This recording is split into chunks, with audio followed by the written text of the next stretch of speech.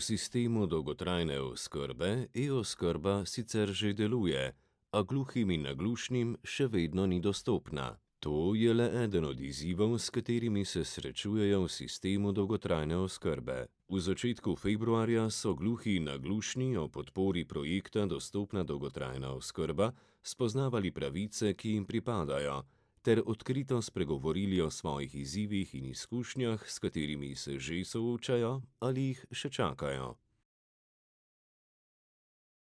Kot zveza vidimo, da so v domovih za starejše največji izzivi, največji problemi pri gluhih, ni komunikacije. Torej komunikacijska ovira pri medicinski sestri, pri vsem osebju. Približno 80% jih je gotovo brez komunikacije. V domovih za starejše tisti gluhi potem zelo nazadujejo in so osamljeni, in tega si res ne želimo.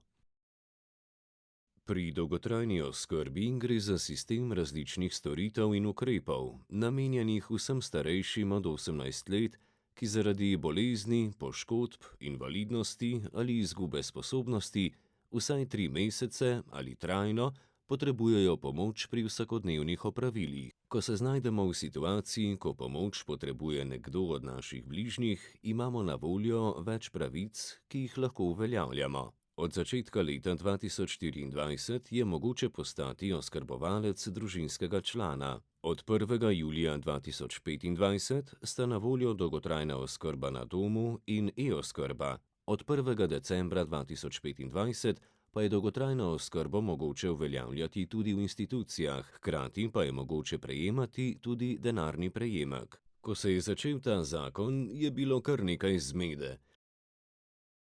Torej, niti nismo poznali tega zakona o dolgotrajni oskrbi, zdaj ga pa imamo.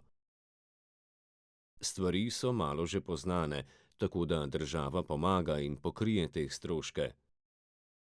Za gluhe pa me malo skrbi, ker ti, če gredo v dom, so zelo osamljeni ali večinoma so starejši, izolirani.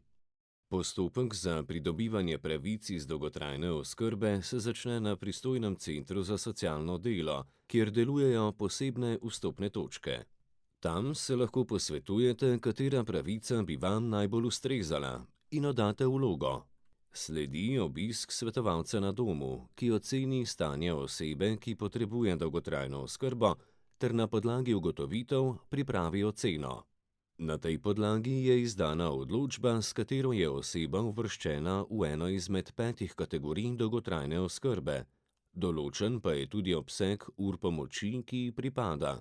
Po prejeti odločbi vas napotijo h koordinatorju, ki skupaj z vami pripravi osebni načrt.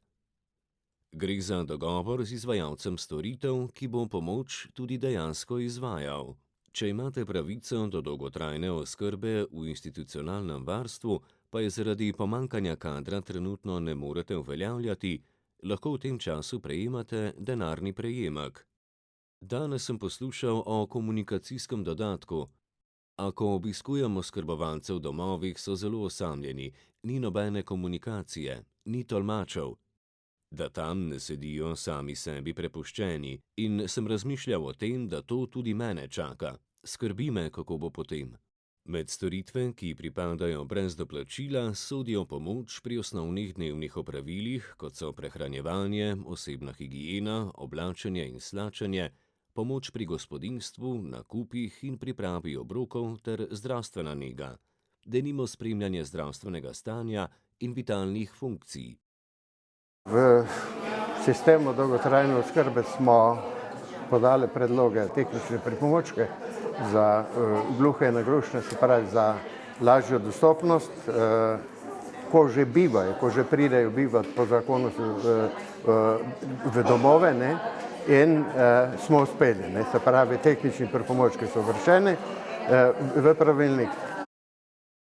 Dodatna storitev, ki samodejno pripada vsem starejšim od 80 let, je tudi e-oskrba.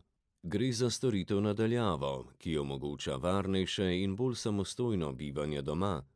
Uporabniki nosijo zapestnico ali obesek, ki zazna padec in sproži klic na pomoč. Povezava z usposobljenim osebjem omogoča hitro organizacijo ustrezne pomoči.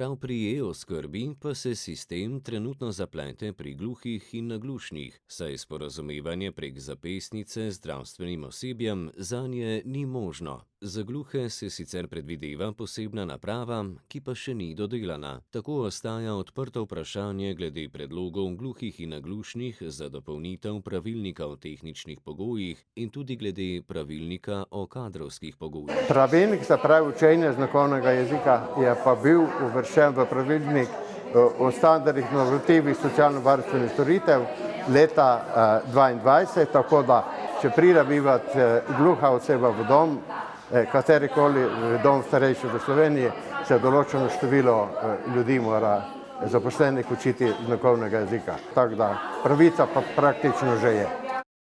Gluhe skrbi tudi vprašanje komunikacijskega dodatka, ki je v času vključitve v dolgotrajno oskrbo začasno v mirovanju. To pomeni, da ga je mogoče znova uveljavljati šele ob izstopu iz sistema. Kako pa se bodo gluhi v času dolgotrajne oskrbe sploh lahko učinkovito sporazumevali z osebjem, za zdaj ostaja odprto vprašanje. Odgovore in rešitve še vedno pričakujejo od Ministrstva za solidarno prihodnost.